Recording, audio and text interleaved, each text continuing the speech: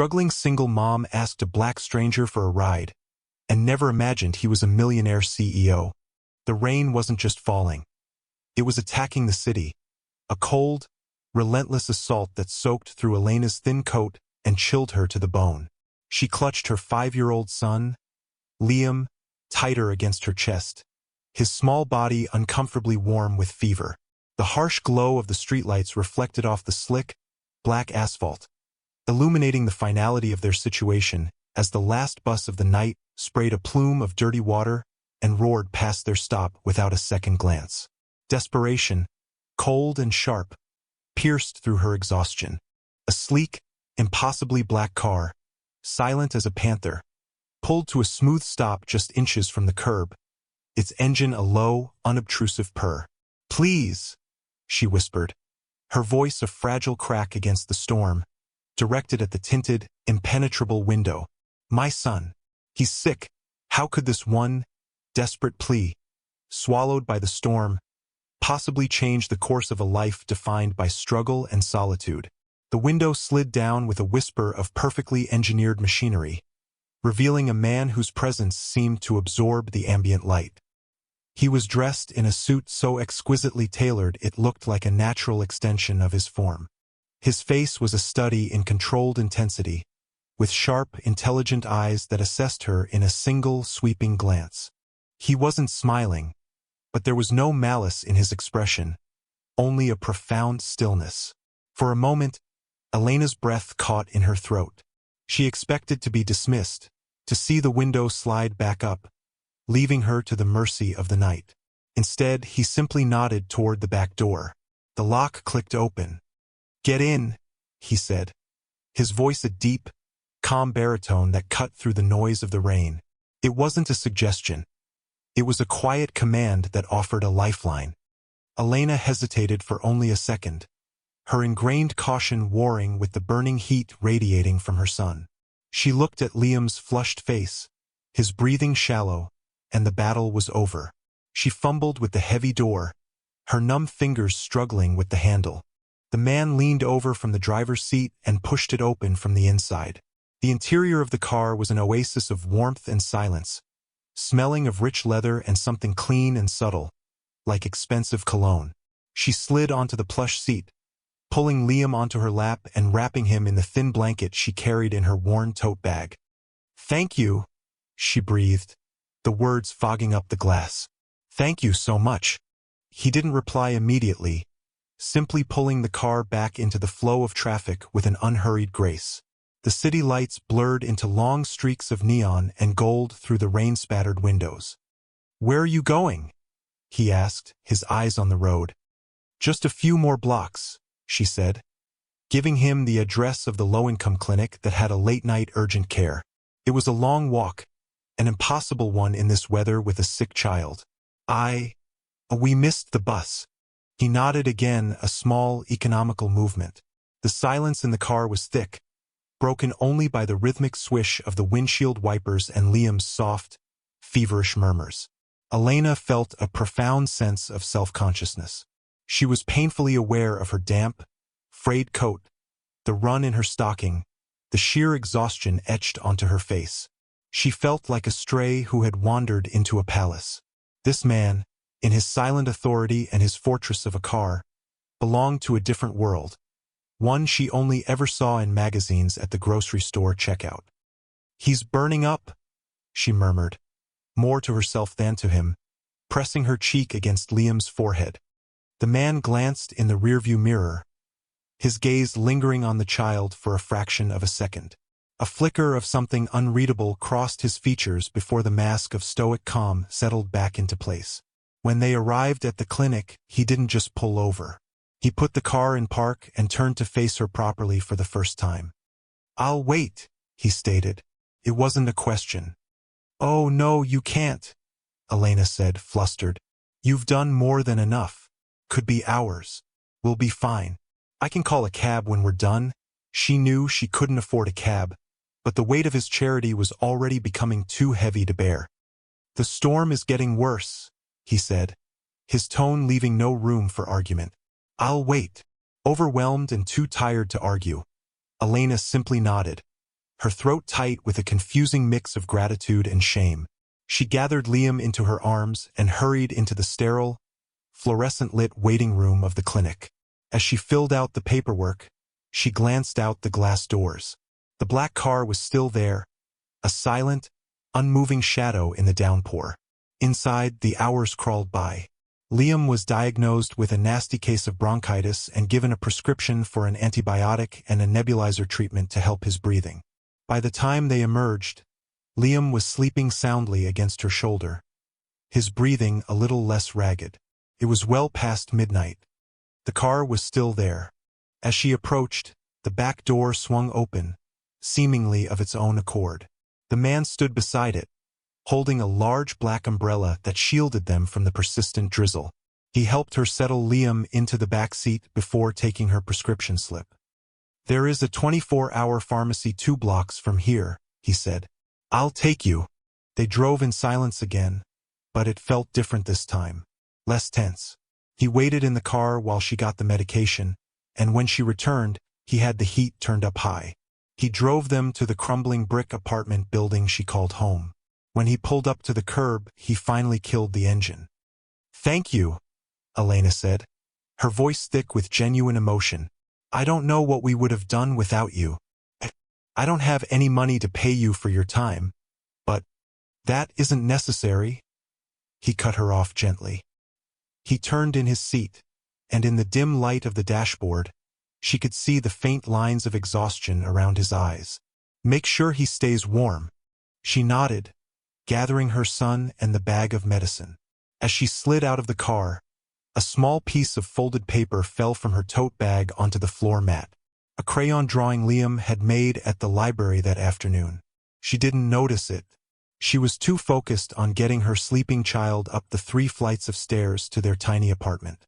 She turned to thank him one last time, but the car was already pulling away, disappearing into the wet, dark street as silently as it had appeared. Elena stood there for a moment, the rain beginning to soak her again, feeling as though she had just woken from a strange, powerful dream. Julian Vance drove through the deserted city streets, the quiet hum of his Maybach doing nothing to soothe the disquiet in his soul. The silence in his car was normal. He preferred it. Silence was a fortress he had built around himself 5 years ago, brick by painful brick. But tonight the silence felt different. It was hollow. It echoed with the memory of a child's feverish breaths and a mother's whispered, desperate plea. He glanced at the passenger seat, where he had placed the small, folded piece of paper he'd found on the floor mat. He picked it up. It was a child's drawing, rendered in waxy, bright crayon. A yellow sun with a huge smile, a crooked blue house, and 2 stick figures holding hands. One was large, the other tiny. Liam and his mother. It was simple. It was pure. It was a snapshot of a world he had long since forgotten. He had built an empire, Vance Industries, from the ground up. He commanded boardrooms, moved markets with a single decision, and lived in a penthouse that overlooked the entire city, a glass tower for a modern-day king. But he was a king of an empty kingdom. The penthouse was silent. The expensive art on the walls offered no comfort. The panoramic views of the glittering city only magnified his isolation. It had been 5 years since the accident. 5 years since the laughter had died. 5 years since he had lost his wife, Sarah, and the future they had been so eagerly planning. Since then, work had been his only anesthetic. He drove home, but the image of the woman, Elena, he'd heard her name at the pharmacy, and her son wouldn't leave him. He saw her worn-out coat, the fierce protectiveness in her eyes, the quiet dignity with which she carried her struggle. He had offered to wait out of some forgotten instinct, some ghost of the man he used to be. But seeing her emerge from the clinic, her face etched with relief, clutching her sleeping son, had stirred something in him. He hadn't felt anything so real in years. The next morning, Julian sat in his sterile office on the 80th floor, the city sprawling beneath him like a map. He couldn't focus on the quarterly reports glowing on his screen. He was thinking about a crumbling brick apartment building in a part of town his car's navigation system had designated as avoid if possible. He picked up the crayon drawing. which he had placed on the corner of his vast mahogany desk. It looked absurdly out of place amidst the chrome and glass, a tiny beacon of color in a monochrome world. He buzzed his head of security, a former federal agent named Mark. "I need you to find someone for me," Julian said, his voice clipped and professional. "Her name is Elena. Last name might start with a P. I saw it on the clinic form. She has a 5-year-old son named Liam. I have an address." Mark was the best in the business. He was discreet and efficient. Julian expected a full dossier in a matter of hours. But the day wore on, and then another. Mark finally came back with a thin file and a frustrated expression. "It's more difficult than I anticipated, sir," Mark reported. "Elena Petrova. She moved into that apartment 6 weeks ago. Before that, she was at a women's shelter. Before that, the trail goes cold. She pays her rent in cash, works odd jobs under the table, cleaning, waitressing. No credit cards, no social media presence, no digital footprint. She's essentially a ghost. A ghost." The word resonated with Julian. He felt like a ghost himself, haunting the halls of his own life. The fact that she was so hard to find only deepened his resolve. This wasn't a woman playing the system. This was a woman trying to survive it, to stay invisible and protect her son. "Keep looking," Julian ordered. "I want to know where she is right now." It took another full day, but Mark finally located her.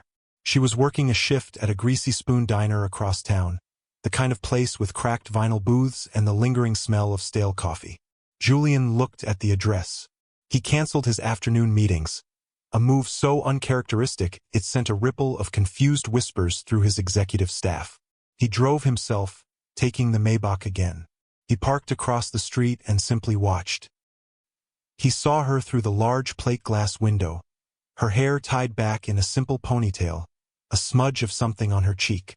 She moved with an economy of motion born of pure exhaustion, refilling coffee cups, clearing plates, forcing a tired smile for the customers. She looked even more fragile under the harsh diner lights than she had in the rain. He watched as the manager, a portly man with a sour expression, berated her for dropping a fork. He saw her flinch, her shoulders slump, but she just nodded, apologized, and kept working. The sight ignited a cold, protective anger in Julian's chest that surprised him with its intensity. He waited until her shift was over. He watched her collect her meager tips and walk to the bus stop, her posture defeated. This was her life, an endless cycle of thankless work, exhaustion, and worry. He pulled the car up to the curb, just as he had done 2 nights before. Elena looked up, startled, as the familiar black car materialized beside her. The window slid down. "Get in, Elena," Julian said. It wasn't a request. Her eyes widened in disbelief. What are you doing here?" "I have a proposition for you," he said, his expression serious. "A business proposition." Wary but deeply intrigued, she got in the car.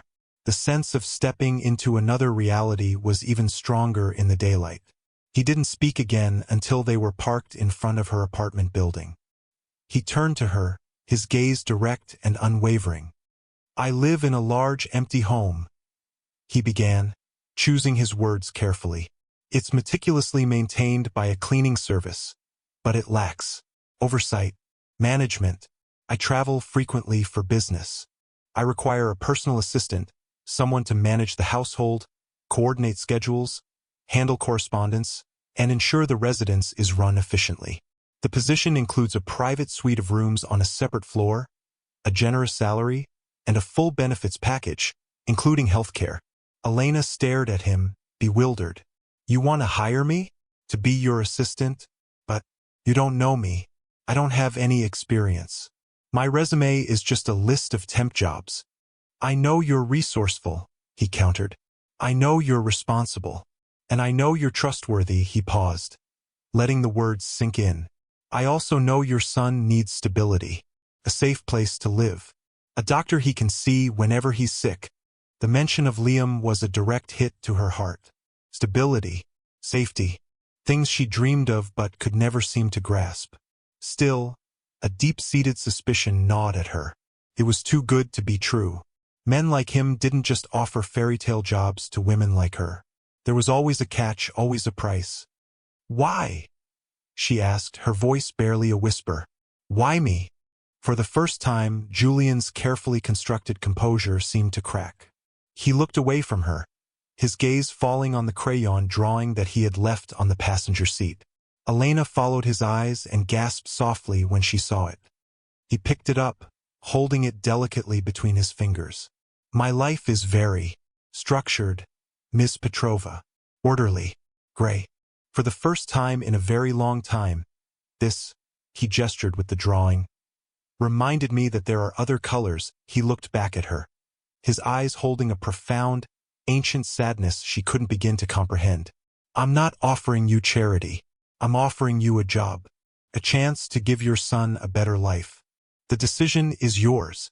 Elena looked from his guarded face to the drawing of the smiling sun, then thought of Liam, likely waiting for her in their cold, cramped apartment. She thought of the sour-faced diner manager, the constant fear of not making rent, the ache in her bones that never seemed to fade. This man was offering her an escape. More than that, he was offering her dignity. He was offering her a job, not a handout. Okay, she said, her voice trembling slightly. For Liam, I accept. Moving into Julian Vance's penthouse was like stepping onto another planet. Elena and Liam's worldly possessions fit into 2 cardboard boxes and a duffel bag. Their new home was a 2-bedroom suite on the lower level of a duplex penthouse that seemed to float in the clouds. It had its own kitchen, a living area, and a bathroom bigger than their entire old apartment. The floor-to-ceiling windows revealed a breathtaking, terrifying panorama of the city.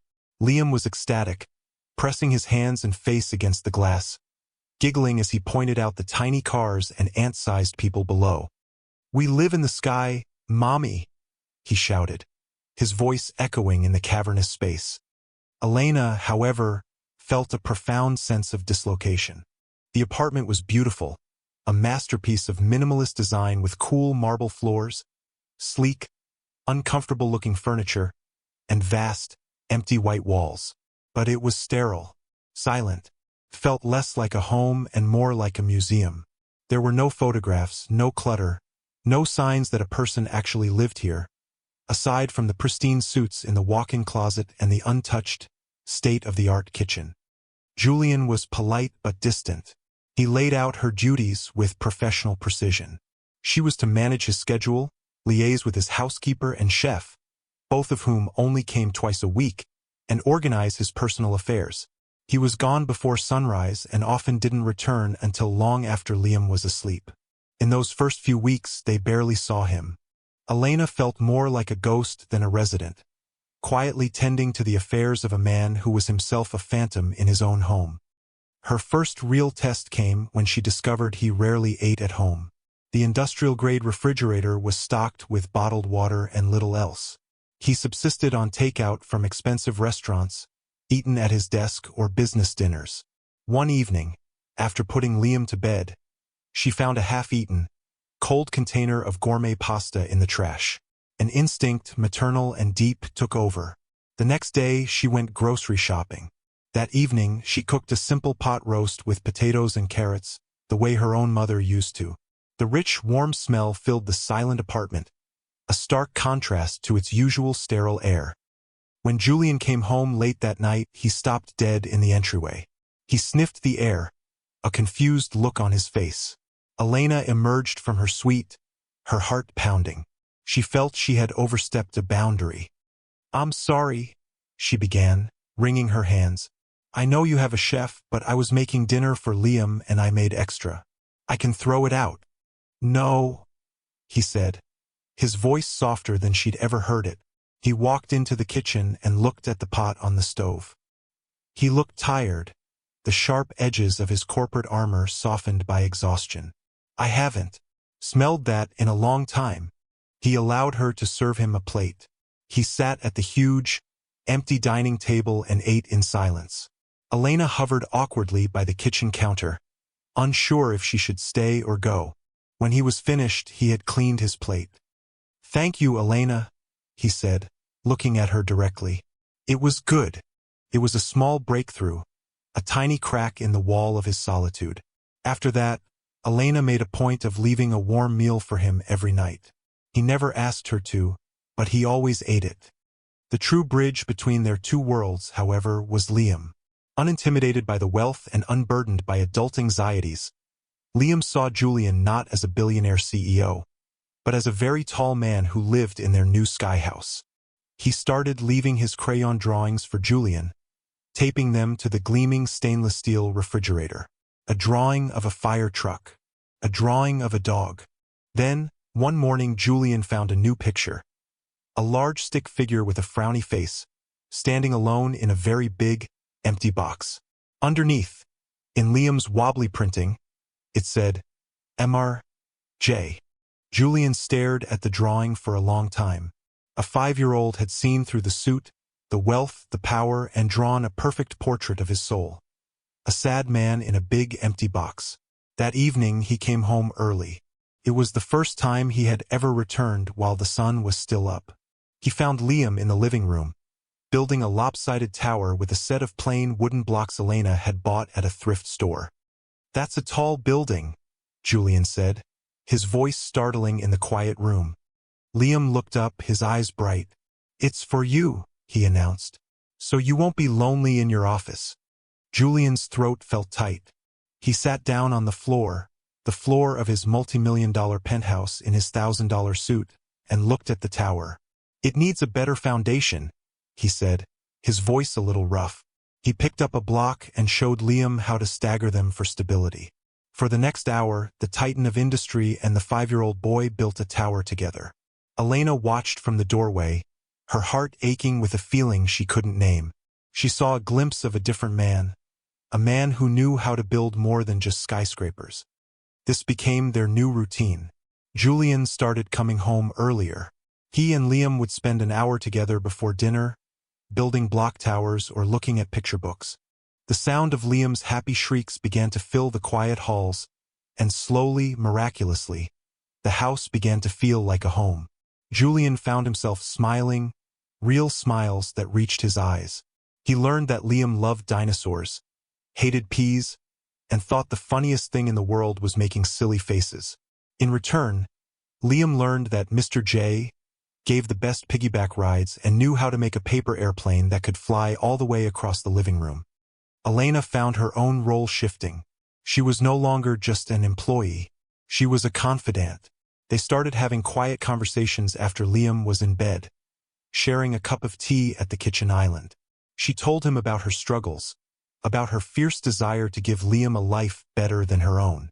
She spoke of her ex, Marcus, a charming but feckless man who had disappeared when he found out she was pregnant, leaving her with nothing but debt and a broken heart.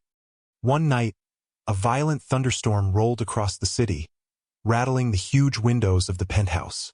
The flashes of lightning and claps of thunder woke Liam, who came running out of his room, crying in terror. Elena scooped him up, murmuring soothing words and holding him close. Julian appeared in the doorway of the living room, drawn by the noise. He watched as Elena rocked her son, singing a soft lullaby, her love for the child a tangible, powerful force in the room. The sight seemed to unlock something deep within him. The storm outside was nothing compared to the one that had been raging inside him for 5 years. After she had settled Liam back in bed, she found Julian standing by the window, watching the rain lash against the glass. He looked like a man haunted. "You're a good mother, Elena," he said, his back still to her. "I try," she whispered. He was silent for a long moment. "The night of the accident," he began, his voice strained. "It was raining like this." Elena held her breath, knowing this was a sacred space she was being invited into. "Her name was Sarah," he said, finally turning to face her. His eyes were filled with an ocean of unshed tears. "My wife. We were coming home from the doctor. She was 8 months pregnant, with our son. We had already named him Thomas." He swallowed hard, the memory a physical weight on his shoulders. "A drunk driver ran a red light. I woke up in the hospital. They were both gone." He finally broke.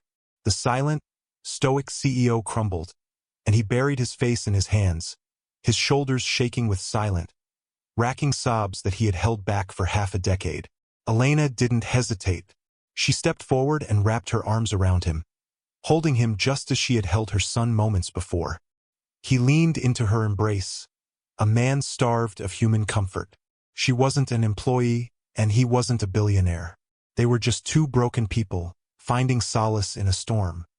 "It's okay," she whispered into his shoulder, tears streaming down her own face. "It's okay to let it go." That night changed everything. The last wall between them had been demolished by his confession. The quiet respect they shared deepened into a tender, unspoken affection. The penthouse, once a symbol of isolation, now felt like a sanctuary. Laughter became a common sound. Julian taught Liam how to fly a kite on the building's rooftop garden. Elena taught Julian how to make pancakes on Saturday mornings. They fell into a comfortable, domestic rhythm that felt as natural as breathing. They looked like a family. They felt like a family. The unspoken attraction that had simmered beneath the surface now bloomed in the space his grief had vacated. A lingering touch as he took a coffee cup from her hand. A shared smile over Liam's head at the dinner table. A look that held for a moment too long. Elena found herself falling for the kind, wounded man beneath the corporate armor. And Julian, who had thought his heart had been buried with his wife, found it slowly, miraculously, coming back to life. He was falling in love with Elena's strength, her compassion, her quiet resilience. He was falling in love with the little boy who had taught him how to smile again. This peaceful, happy bubble they had built in the sky was bound to burst. The outside world, with all its ugliness, was waiting. The first intrusion came on a sunny Tuesday afternoon. Elena had taken Liam to a nearby park, a weekly ritual they both cherished. As Liam chased pigeons near the fountain, a man stepped out from behind a large oak tree, blocking Elena's path. He was thin, with shifty eyes and the ghost of a charming smile that now looked predatory. "Well, well," he said, his voice a greasy drawl she hadn't heard in 6 years. "Look at you, Ellie. Landed on your feet. Huh? And in a big way, from what I hear." It was Marcus, Liam's father. Ice flooded Elena's veins. "What are you doing here, Marcus?" she asked, her voice tight with fear. She instinctively moved to place herself between him and her son. "I came to see my boy," he said, gesturing vaguely toward Liam. "And his mother. I heard you're living up on Millionaire's Row now. Shacking up with some big-shot CEO. How did you find me?" He shrugged, a smirk playing on his lips. "The city's a small town when you owe people money. Word gets around. A pretty single mom and her kid move into Julian Vance's penthouse? That's news. So, I figure my son's living the high life, it's only right his old man gets a piece of the pie. To make up for all the lost time, you know? You don't get to do this," Elena said, her voice shaking with rage and terror. "You left. You gave up any right to him. The law might disagree," he said, his voice turning ugly. "A father has rights, unless you're willing to make a contribution to my well-being. Let's say $50,000? A small price to pay to keep your new, perfect life from getting messy." Elena felt sick. He was trying to sell their son back to her. "I don't have that kind of money." "But your boyfriend does," Marcus sneered. "Tell him, or I start making things very public. Very loud. I'll see you around, Ellie." He winked, then strolled away, leaving Elena rooted to the spot, her world tilting on its axis. The sanctuary she had found felt fragile, made of glass, and Marcus was standing outside with a rock in his hand. That night she was a wreck. She tried to hide it from Julian, but he noticed immediately. He saw the fear in her eyes, the way her hands trembled as she served dinner. "Elena, what's wrong?" he asked gently after Liam was in bed. She broke down, telling him everything. About Marcus's appearance, his threats, his demand for money. Julian listened, his face hardening into a mask of cold fury. The gentle, smiling man who built block towers was gone. replaced by the ruthless CEO who crushed his opposition. "He will not touch you or Liam," Julian said, his voice a low, dangerous growl. "I will handle this." "No," Elena pleaded, grabbing his arm. "Don't give him money, Julian. That's what he wants. He'll just keep coming back for more. This is my problem. I can't let my past destroy your life." "You are not my past, Elena," he said, his voice softening as he took her hand. "You and Liam. You are my future. And I protect my future." The next day, Julian had his security team run a full background check on Marcus. The file they produced was a pathetic litany of petty crimes, gambling debts, and broken promises. Julian's legal team immediately began drawing up a restraining order and a case for terminating his parental rights based on 6 years of abandonment and neglect. But Marcus wasn't going to wait. 2 days later, he made his move. He showed up in the marble and glass lobby of Vance Tower, drunk and belligerent. He screamed at the security guards, demanding to see Julian Vance. "He stole my family," Marcus bellowed, making sure the dozens of people in the lobby could hear him. "That billionaire in his ivory tower, he preys on poor women. He took my son. I want my son back." It was a calculated, brilliant, and vile move. Within an hour, the press had descended. The story was irresistible. Billionaire CEO Julian Vance in love child scandal. The headline screamed. Jilted father accuses tycoon of stealing his son. Reporters swarmed the building. Julian's photo was everywhere, next to a grainy, years-old picture of Elena and a mugshot of Marcus. The board of directors was in an uproar. The company's stock took a slight dip. The scandal threatened to tarnish the pristine, untouchable image Julian had so carefully cultivated. Elena watched the news reports from the penthouse, her face pale with horror. This was her worst nightmare come true.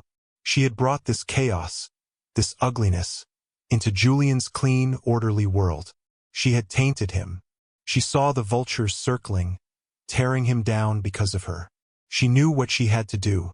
It was the only way to protect him. She packed a small bag for herself and Liam, her movements numb and robotic. She wrote a short, tear-stained note, leaving it on the kitchen counter. Then, holding her sleeping son in her arms, she headed for the door. She had to disappear to become a ghost again. It would break her heart, but it would save the man she had come to love. As her hand touched the doorknob, a voice stopped her. "Where are you going, Elena?" Julian was standing there, his suit jacket off, his tie loosened. He must have come in through the private entrance. His face was grim, but his eyes were not angry. They were filled with a deep, aching sadness. "I have to go," she whispered, tears streaming down her face. "Don't you see what I've done? I've ruined you. I'm letting you go." "Letting me go?"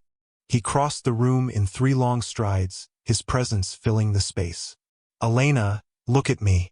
Before you and Liam came into my life, I wasn't living. I was existing. I was a ghost in this mausoleum. You didn't ruin me. You saved me. Do you think I care about the stock price? About the board? About what those jackals in the press say? They don't matter. You matter. Liam matters. But Marcus. Marcus is a parasite who will be dealt with," Julian said with cold finality. "But this isn't about him.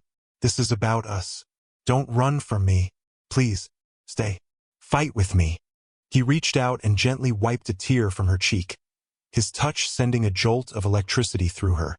In his eyes, she saw not a billionaire in crisis, but a man terrified of being left alone again, her resolve to leave shattered.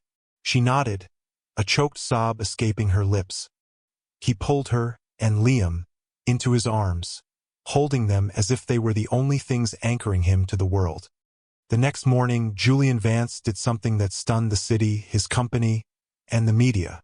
He called a press conference in the main auditorium of Vance Tower. His PR team was in a panic, begging him to issue a simple written denial. The board of directors assumed he was going to announce Elena's termination to quell the scandal.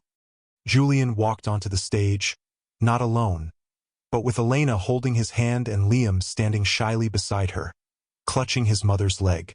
1,000 cameras flashed, the sound like a crackling fire. Julian stepped up to the podium, calm and resolute. "Good morning," he began, his powerful voice silencing the room. "I'm sure you are all here for some salacious details about my personal life. I'm afraid I'm going to have to disappoint you." He paused, his eyes scanning the crowd of reporters. "The stories you have been printing are, for the most part, not true. Elena Petrova is not some woman I am exploiting. She is the strongest, most resilient, and most honorable person I have ever met. This boy," he said, placing a gentle hand on Liam's head, "is not a love child or a scandal. He is a bright, wonderful child who has brought more light into my life than I thought possible." He looked directly at Elena, and for a moment, it was as if they were the only two people in the room. "The narrative you've been sold is that I, a wealthy man, took something from a poor one. The truth is, I was the one who was poor. I had a life full of wealth, but it was empty. My heart was bankrupt. And then I met this woman and her son. They didn't ask me for anything but kindness. And in return, they gave me everything. They taught me how to live again, how to feel again." He turned his gaze back to the stunned press corps. "So no, I am not involved in a scandal. I am involved in a family. Elena and Liam are my family. As for the man making these accusations, my legal team is handling him. A man who abandons his child for 6 years and only returns when he smells money is not a father. He is an extortionist." Then, he did the one thing no one expected. He reached into his pocket, and in front of the entire world, he got down on one knee before Elena. Gasps rippled through the auditorium. "Elena Petrova," he said, his voice thick with emotion, "I have loved you from the moment I saw you fighting for your son in the rain. You are my partner, my strength, and my home. I am not asking you to be my assistant or my mistress. I am asking you to be my wife. I am asking you to let me adopt Liam and be the father he deserves. Will you marry me?" Tears were flowing freely down Elena's face. The flashbulbs were erupting in a frenzy, but all she could see was the face of the man she loved, kneeling before her, offering her not his fortune, but his heart. "Yes," she whispered, the word lost in the roar of the cameras, but he heard her. "Yes, Julian. Yes." He slid a simple, elegant diamond ring onto her finger, stood up, and kissed her, sealing their promise as the world watched. The scandal was over. In its place was a love story for the ages. 1 year later, the penthouse was no more. They had moved into a sprawling but warm house in the suburbs, with a big backyard and a swing set Julian and Liam had built together. The stark white walls were gone, replaced by warm colors and covered in framed photos of their new life. Liam on Julian's shoulders at the zoo, Elena and Julian laughing in the kitchen, the three of them on a beach, building a sandcastle. The silence was a distant memory, replaced by the constant, joyful noise of a happy family. Elena was no longer an assistant. She had enrolled in online university courses, pursuing a degree in social work, a passion Julian had encouraged and supported. She wanted to help other women who were stuck in the same desperate situations she had once been. Julian was still the CEO of Vance Industries, but his priorities had shifted. He left the office at 5 o'clock every day. He never missed a school play or a parent-teacher conference. He had discovered a wealth far greater than any number in a bank account. One perfect autumn evening, they sat on the back porch, watching Liam chase fireflies in the twilight. He was a happy, healthy 6-year-old, secure in the love of his two parents. "Do you ever miss the penthouse?" Elena asked, leaning her head on Julian's shoulder. "The view." Julian wrapped his arm around her, pulling her close. "The only view I need," he said, kissing the top of her head, "is this." He looked at his son, laughing as he caught a blinking light in his hands, and at the woman beside him, his wife, his partner, his miracle. He had opened his door to a stranger in a storm, and in doing so had opened the door to his own salvation. True wealth, he now knew, wasn't something you could ever count. It was something you held in your arms, a priceless treasure found only in the courage to open a closed and broken heart. If you were touched by this heartwarming tale of love and second chances, Please like, share, and subscribe to our channel for more soul-stirring stories. Every act of kindness, no matter how small, has the power to change a life forever.